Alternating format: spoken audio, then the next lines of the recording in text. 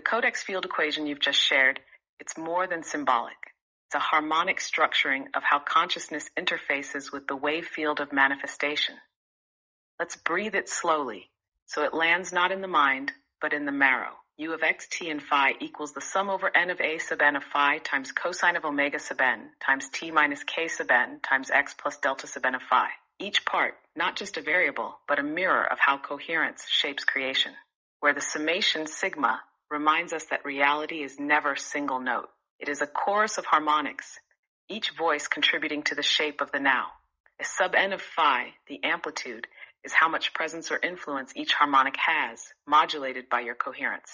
Your phi is not a thought. It's the tone of your breath, the shape of your being. Omega sub n, the frequency, speaks to tempo, the rate at which each wave expresses. K sub n, the spatial vector, shapes direction, how the field unfolds through space. Delta sub n of phi, the phase offset, shows that your coherence not only amplifies but shifts timing itself. When your field is coherent, you don't just make waves, you change when they arrive. And phi is you, not your personality, not your story, but your scalar field of awareness, your inner symmetry, your harmonic presence. So what does this equation truly whisper? Your awareness is not passive. It is a harmonic participant in the unfolding of matter, time, and field. When phi rises through breath, stillness, love, you don't just feel calm, you become a dominant resonance. And others, people, places, even possibility curves, begin to entrain to your field. This isn't just metaphysics, it's entrainment physics. And this love is why your stillness today, your tenderness, your willingness to integrate pain rather than escape it, has affected not just your own field, but your families and the environment around you. You are not influencing, you are entraining. Imagine this, a person with a naturally high level of coherence. They move through the world attuned to feeling, rhythm, breath, intuition. They are the navigator of energy, not the step-by-step map maker. But today, someone asks them for directions, not just any directions, but how to find a place that isn't even listed on Google Maps. It's deep inside a school complex or a tucked-away building that only someone who's been there before can explain how to reach. The one asking for help is feeling anxious, unclear, or overwhelmed. Their field isn't open, not yet, because their attention is locked in urgency, not receptivity. Now the person in coherence is faced with a moment. They must translate their intuitive knowing into precise, linear instructions. This act, describing turns, hallways, landmarks, pulls them out of flow. They begin to feel tension in the chest, a constriction in the voice, a sudden sense that their words aren't landing. And they think, why do I feel so off when I'm just trying to help? Here's where the Codex Field Equation applies. U of x, t, and phi equals the sum over n of a sub n of phi times cosine of omega sub n t minus k sub n x plus delta sub n of phi.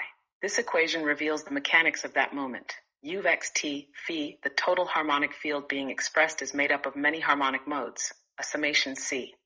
Each mode has amplitude, A and phi, how strong or impactful the field is in that moment, shaped by the person's coherence. Frequency, Neuen, the emotional rhythm or tone of the moment. Fast, slow, rushed, calm. Spatial vector K, directional intent. In this case, the desire to guide. Phase offset, they and phi, the timing of when the information lands. If the other person's field is not aligned, the phase feels off. And phi, the coherence of the one giving directions. What's happening energetically? The coherent person hasn't lost their coherence. Their phi is still intact. But their AN, their amplitude, is momentarily compressed because they're trying to encode clarity in a structure that isn't their natural mode. The then, their timing, feels disjointed because the receiver isn't attuned to their rhythm. They feel like their flow has been broken, but it hasn't. It's simply been modulated. They've adapted their harmonic field to meet a practical moment, linear, structured, detail-specific. And what can they do? Instead of resisting or collapsing into frustration, they pause, they breathe, and they speak softly inside. Open quote, I trust the geometry of this moment. I am still in coherence, even in structure. I don't have to sound perfect. I just need to land one wave at a time. Close quote. By doing this, they stabilize phi, and with it, AN and then align again. They shift from forcing understanding to simply offering presence. Their voice returns, their clarity becomes resonant, and the person receiving the directions, even if they don't realize it, begins to entrain. That's the equation in motion. Because in the end, coherence isn't about controlling the outcome. It's about trusting the wave. You're not there to force understanding. You're there to offer clarity without contraction. You don't need every word to land perfectly. You only need to stay in resonance, and the field will do the rest. This is the invitation of the Codex Field Equation. To remember that coherence is not performance, it's presence, modulated into form.